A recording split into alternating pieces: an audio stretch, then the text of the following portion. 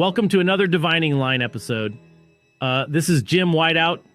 Let's divine with our divining line and draw a line through many, many superfluous words in a King James Bible and metaphorically use our divining rod to find a place to dig up more manuscraps, unearthing more and more Bible as we get better and better at scholarship and textual criticism in an evolutionary fixation toward the time of the end. The King James Cultist says we are Lexicon Lephrechauns when we correct the King James words with Greek, Hebrew, and Aramaic. Truth be told, we know more than the 47 King James translators who checked each other's work.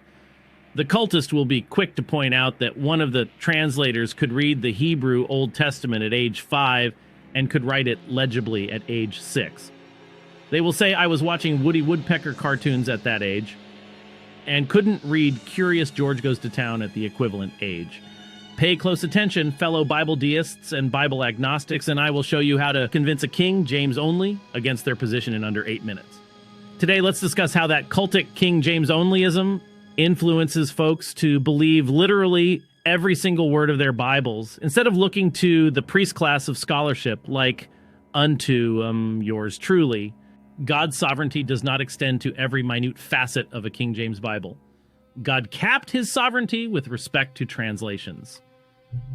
It is not within the realm of possibility that God has absolutely controlled the one book with the biggest impact upon English. By what authority do I make such assertions?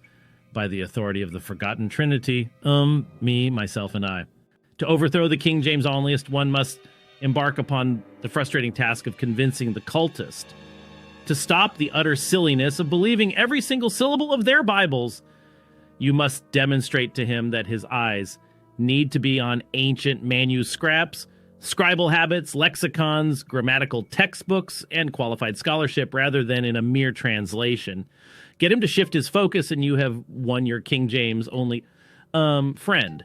To persuade your King James' only friend, you must remind him that the King James translators were human. Now be prepared beforehand that he will begin to confuse the matter by employing such argumentation as bringing up that the authors of the original manuscripts were all human as well. He will try and cast the same in your teeth and state that errant humans were used to write inerrant words in the originals and that God can do this in English. You must advise him that God is not permitted to do such based upon Freshman Seminary Textual Criticism, canons written by mortal men. It is imperative to get your King James only cultist to revere and respect the fact that you are an expert in scribal habits and that archaeology is a dirty job, but somebody has to do it, and that manuscripts are being dug up even presently. That can shed light on what the Bible actually really said all along. You must convince him that the science of textual criticism is tantamount to have a CNN camera hour by hour, play-by-play look-see into the lives of the original autograph pensmen. Be prepared for raised eyebrows and the accusation that your faith is in the wisdom of men rather than the power of God. Inform him that it is the power of God that allows one to realize that a perfect Bible in hand is impossible, but the plethora of scattered manuscripts across the earth are the preserved words in essence, and you can spend the rest of your days arriving at the Bible almost. It is a tough pill for the cultist to swallow, but we must. We must get through to our loved ones and friends who are plagued by King James only. The King James cultist will be shocked out of his faith in the Bible if you can pit the King James translators against him. Of course, he will retreat to some rescuing device like saying that God's omnipotence overrode their wills or some notion like that. Granted, we allow for some such in Reformed Apologetics, but never allow this to be extended over into the translation controversy. He may say that the King James translators were amillennial or baby sprinklers or some such, and then point out that the authors of the originals fell into diverse sins, but try and get him to ignore these connections and focus firmly on statements that the translators made, which can be leveraged against their confidence in their Bibles.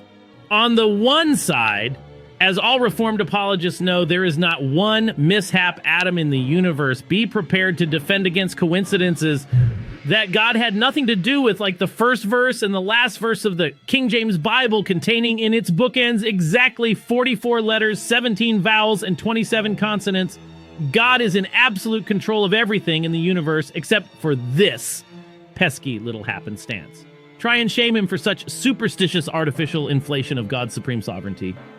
Finally, you can defeat the King James only position by simply pointing out that there were about 400 typographical mistakes in the original 1611 printing of the King James and get some thick skin about you, because he will suggest that you don't know what the King James translators handed to the printers since the 1666 London fires destroyed all aforesaid documentation. The King James cultist will likely confuse Jesus being the Word of God with the Word of God being the Word of God. He will say that Jesus came in the likeness of sinful flesh with no form or comeliness and lacking symmetry to throw off the professional, organized religion of his day. He will liken this to the 1611 printing and suggest that God is catching the proud in their craftiness and that you are triggering a treacherous truth trap or something, to which we eloquently reply, "What are you smoking?" Ready to practice? We have a lab rat and a guinea pig King James only cultist video to recommend. The link is provided here, and it is called Hidden Bible Prophecies Missed by Most. The collective conglomeration of ignorance, folks. They are textbook King James numerics cultic counters who see God behind every burning bush. You will want to subscribe to the channel called 411KJB and never miss an opportunity to engage in the strategies I have taught you. Please bombard their channel with comments and employ these chess moves I have taught you, and check back soon for more divining lies to arm you against believing every single word of your English King James. Jim Whiteout, signing off, and may your papyrus and parchment paper cuts be few and far between.